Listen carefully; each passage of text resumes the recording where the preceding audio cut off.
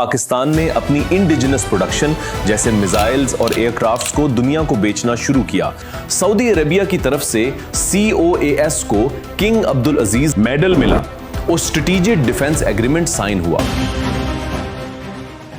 Imagine कीजिए आप शतरंज खेल रहे हैं, सालों से आप सिर्फ अपने किंग को बचा रहे हैं, दुश्मन के वॉर को सिर्फ डिफेंड कर रहे हैं, लेकिन अचानक एक साल ऐसा आता है जब आप सिर्फ डिफेंड नहीं करते बल्कि बोर्ड पर अपनी मर्जी की चालें चलना शुरू कर देते हैं।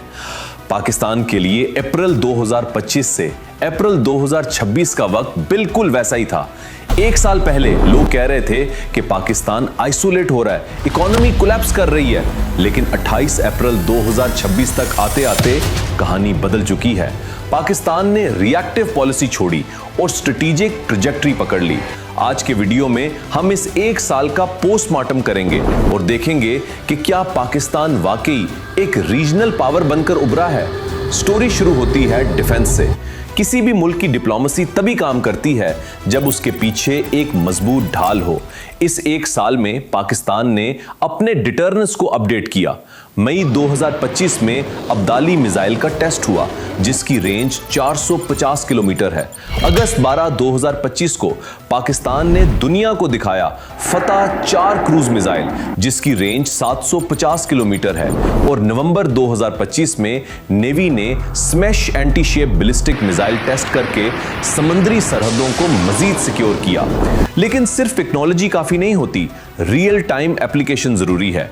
6 और 7 मई 2025 को जब कॉन्फ्लिक्ट हुआ तो PAF ने ऑपरेशन बनियानुल मरसूस के जरिए एयर सुपीरियरिटी साबित की। 10 मई को सीज फायर हुआ, यानी पाकिस्तान ने टैक्टिकल सुपीरियरिटी भी दिखाई और जंग को बढ़ने से भी रोका। उसे कहते हैं कंट्रोल्ड एस्केलेशन।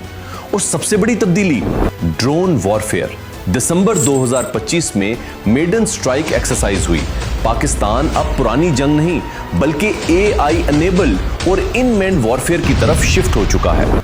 अब आते हैं इस टेबल पर जहां दुनिया के फैसले होते हैं। जुलाई 1, 2025 को पाकिस्तान ने UN सिक्योरिटी काउंसिल की प्रेसिडेंसी संभाली। यह सिर्फ एक कुर्सी नहीं थी, यह एक प्लेटफॉर्म था। पाकिस्तान ने फिलिस्तीन और कश्मीर जैसे मुद्दों पर ग्लोबल एडवोकेसी की। पाकिस्तान की डिप्लोमेसी अब सिंगल ट्रैक नहीं रही। चाइना के साथ सितंबर 2025 में $8.5 बिलियन की डील्स हुई। सऊदी अरेबिया की तरफ से COAS को किंग अब्दुल अजीज मेडल मिला और स्ट्रेटेजिक डिफेंस एग्रीमेंट साइन हुआ। लेकिन दोस्तों, इस पूरे साल का सबसे बड़ा डिप्लोमेटिक मास्टर स्ट्रोक आया अर्ली 2026 में, जब मिडिल ईस्ट में टेंशन्स अपनी पीक पर थीं और लग रहा था कि USA और ईरान के दरमियान फुल स्केल कॉन्फ्लिक्ट शुरू हो जाएगा। तब पाकिस्तान ने आगे बढ़कर खुद को ग्लोबली साबित किया। पाकिस्तान ने बैक चैनल डिप्लोमेसी का इस्तेमाल करते हुए ईरान और USA के दरमियान एक हिस्टोरिक सीज फायर और डी एस्केलेशन मेडिएट करवाया। ये वो लम्हा था जब दुनिया को मानना पड़ा कि पाकिस्तान अब सिर्फ एक रीजनल प्लेयर नहीं बल्कि एक ग्लोबल पीस मेकर है और ईरान USA जैसे ग्लोबल जायंट्स को निगोशिएशन टेबल पर ला रहा है। पाकिस्तान अब एक साइड नहीं ले रहा बल्कि मेडिएटर बन रहा है। लेकिन दोस्तों, बिना पैसों के कोई भी स्ट्रेटजी ज्यादा देर नहीं चलती। तो इकोनॉमी का क्या हाल है? अप्रैल 2025 से अप्रैल 2026 के दरमियान पाकिस्तान ने सर्वाइवल मोड से निकलकर इन्वेस्टमेंट मोड में एंट्री ली। CPAT 2.0 के तहत जुलाई 2025 में फेज 2 शुरू हुआ। अब फोकस सिर्फ रोड्स पर नहीं बल्कि एग्रीकल्चर और टेक्नोलॉजी ट्रांसफर पर है। डिफेंस एक्सपोर्ट्स में पाकिस्तान ने अपनी इंडिजिनस प्रोडक्शन जैसे मिसाइल्स और एयरक्राफ्ट्स को दुनिया को बेचना शुरू किया, जिससे बिलियंस ऑफ डॉलर्स का रेवेन्यू पाइपलाइन बना। महंगाई में धीरे धीरे कमी आई और करेंसी स्टेबलाइज हुई। पाकिस्तान ने टर्की के साथ ट्रेड टारगेट $5 बिलियन तक सेट किया, यानी अब पॉलिसी एड से हटकर ट्रेड पर शिफ्ट हो गई है। इंटरनल सिक्योरिटी पर भी फोकस रहा।